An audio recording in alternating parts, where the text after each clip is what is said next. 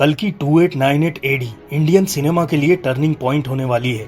इस मूवी की कहानी एक ऐसी दुनिया की कहानी है जो टेक्नोलॉजी और स्पिरिचुअलिटी पर बेस्ड है, जहां जीवन जीने के सभी साधन खत्म हो चुके हैं। पौराणिक हिंदू कथाओं को इस मूवी में बखूबी तराशा गया है।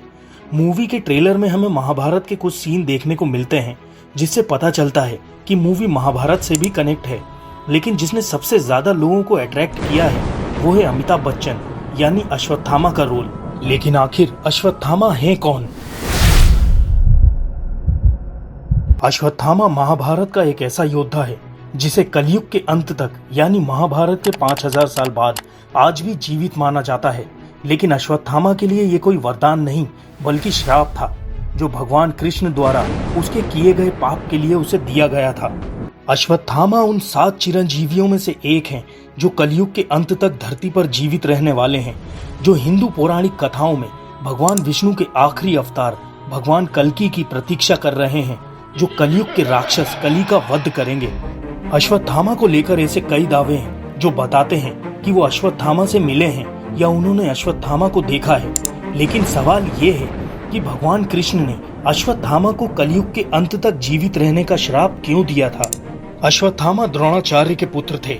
जैसे द्रोणाचार्य ने पांडवों और कौरवों को शिक्षा दी थी, वैसे ही अश्वत्थामा को भी शिक्षा दी गई थी। लेकिन महाभारत में कुछ दिव्य अस्त्र ऐसे थे जिनका ज्ञान सिर्फ द्रोणाचार्य के पास था, जिसमें नारायण अस्त्र इतना शक्तिशाली था कि पांडवों के साथ उनकी पूरी सेना केवल एक नारायण अस्त्र से मारी जाती, और नारायण अस्त्र अश्वत्थामा ने अपने पिता से सिद्ध कर लिया था। इसके अलावा अश्वत्थामा के माथे पर एक दिव्य मणि थी जो भगवान शिव के तीसरे नेत्र की तरह थी।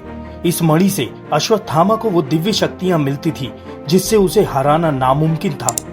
जब महाभारत युद्ध में पांडवों ने द्रोणाचार्य की छल से हत्या करवा दी, तब अश्वत्थामा ने नारायण अस्त्र का उपयोग किया। नारायण अस्त्र इतना शक्तिशाली था कि पांडवों के साथ पूरी सेना एक साथ मारी जाती। लेकिन नारायण अस्त्र किसी निहत्थे पर वार नहीं करता, इसलिए भगवान कृष्ण के कहने पर सभी अपने हथियार डालकर जमीन पर लेट जाते हैं और नारायण अस्त्र वापस लौट जाता है। अश्वत्थामा दुर्योधन की तरह ही पांडवों से बेहद नफरत करता था।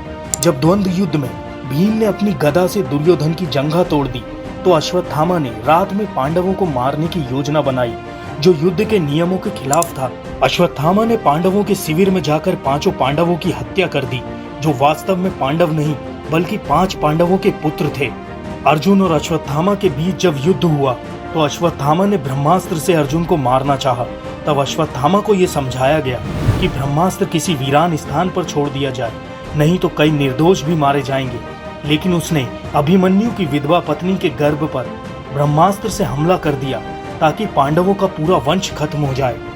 भगवान कृष्ण ने अश्वत्थामा की इस नीच हरकत से क्रोधित होकर अश्वत्थामा की उस दिव्य मणि को छीन लिया और इस पाप के लिए उसे श्राप दिया कि तुम्हारे माथे का घाव सड़ता गलता रहेगा, जो कभी ठीक नहीं होगा। तुम मृत्यु पाना चाहोगे, फिर भी तुम्हें मृत्यु नहीं आएगी और तुम कलयुग के अंत तक धरती पर भटकते रहोगे। माना जाता है कि तब से ही अश्वत्थामा कलयुग में जीवित हैं, जो भगवान विष्णु के आखिरी अवतार भगवान कल्कि की प्रतीक्षा कर रहे हैं। कलयुग के अंत में अश्वत्थामा को उसकी दिव्य मणि वापस मिल जाएगी और बाकी चिरंजीवियों के साथ मिलकर भगवान कल्कि की सहायता करेंगे। कई लोगों ने ये दावे किए हैं कि उन्होंने अश्वत्थामा को देखा है या वो अश्वत्थामा से मिले हैं, जिनमें से एक कहानी 1192 ईस्वी में पृथ्वीराज चौहान के साथ घटी थी। 12वीं सदी में पृथ्वीराज चौहान पर लिखी गई मशहूर किताब पृथ्वीराज रासो थी, जिसमें बताया गया जब पृथ्वीराज चौहान विश्वासघात के कारण युद्ध हार गए और कई दिनों तक जंगलों में भटकते रहे, तब उनकी मुलाकात एक बूढ़े व्यक्ति से हुई जिसके माथे पर एक घाव था। पृथ्वीराज चौहान आयुर्वेदिक चिकित्सक भी थे, इसलिए उन्होंने उस व्यक्ति से कहा कि वो उसे ठीक कर सकते हैं। पृथ्वीराज चौहान ने कई जड़ी बूटियों का इस्तेमाल किया, लेकिन घाव ठीक नहीं हुआ।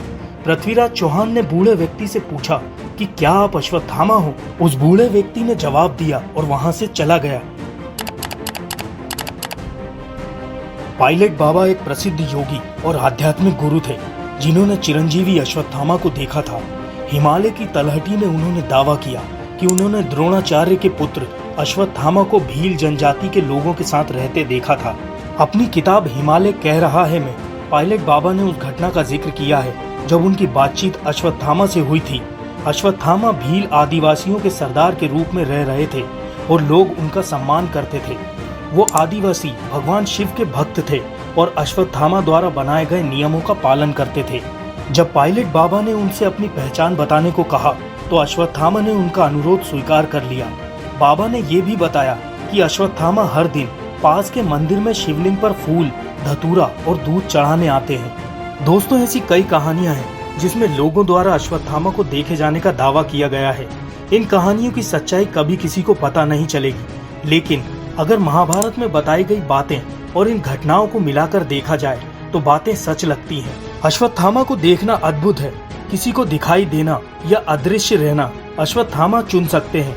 यदि आप भाग्यशाली हैं तो शायद वो किसी दिन आपको भी दिख सकते हैं। दोस्तों, आपको अश्वत्थामा की इन कहानियों के बारे में क्या लगता है? हमें कमेंट करके जरूर बताएं और इसे अपने दोस्तों के साथ शेयर जरूर करें। अगर आप हमारे चैनल पर नए हैं तो इसे सब्सक्राइब जरूर करें ताकि ऐसी और वीडियोस देखने से आप चूक न जाएं।